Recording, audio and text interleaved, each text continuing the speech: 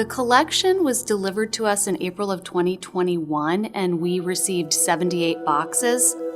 And by having Irma's collection here at UD, it will be available for researchers, scholars, Irma enthusiasts, and they can look at her writing, but I think they can also get a glimpse at her personal life. Well, Erma Bombeck is a legend, right? Certainly a massive contributor to what we understand about the human experience, particularly from the perspective of a woman. She looked at motherhood, with a different kind of a lens. She loved her kids dearly, but she found the absurdity in everyday life and brought it to a generation of people. We have her newspaper columns. There are television writing from Good Morning America, screenplays for Maggie, the television sitcom. And then we also have correspondence, personal family photos, professional photos. We have her honorary degrees, other memorabilia pieces, also her papers from the President's Commission on Women when she was asked by President Carter to serve on that committee. We have speeches, interviews, and some original cartoons by Bill Keane. We have some of his original cartoons that he sent to Irma.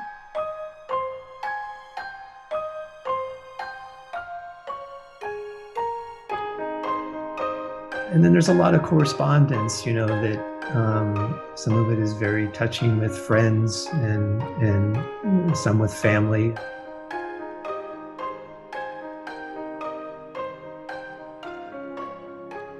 We have her column ideas, which are written on various scraps of paper and other material.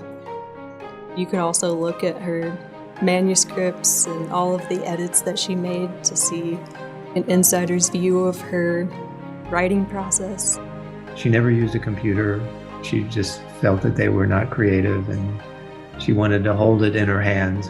So she always had, an IBM Selectric with the carbon paper, and she hammered out the column. The ability that Irma had, again, to speak to the everyday person, to really capture the human essence in a way that was accessible and lighthearted, but also deeply profound, is really important for our students to be able to understand the multitude, again, of the human experience. It's not just looking back on it or looking back the way things used to be, but hopefully finding that, things haven't changed that much. And if we can laugh at some of these things, we'd all be a little better off. I go back to the 3 magic words that Brother Tom Price, her English professor, said to her that gave her encouragement and support. And he said 3 words to me, that's all, just 3 words. It was to sustain me for the rest of my life, I think. He looked at me and he said, "You can write." You can write. And she believed him. And then I look at our own students today, and I think that here at the University of Dayton, what we try to do is help young people find their calling, find their passion, and have the courage to follow that. And Irma discovered that here. Both my mom and dad were very connected to UD, and they have really fond memories of UD. And so really it's only fitting that the archives go back there. And we're thrilled that other people might, look at it, see it, enjoy it. We're happy about that. And also in conjunction with the workshop. And I know my mom, she wasn't alive when the workshop started, but I know she'd be thrilled about that too. She was always very supportive of other writers and other people trying to find their voice. And so I think she'd be thrilled.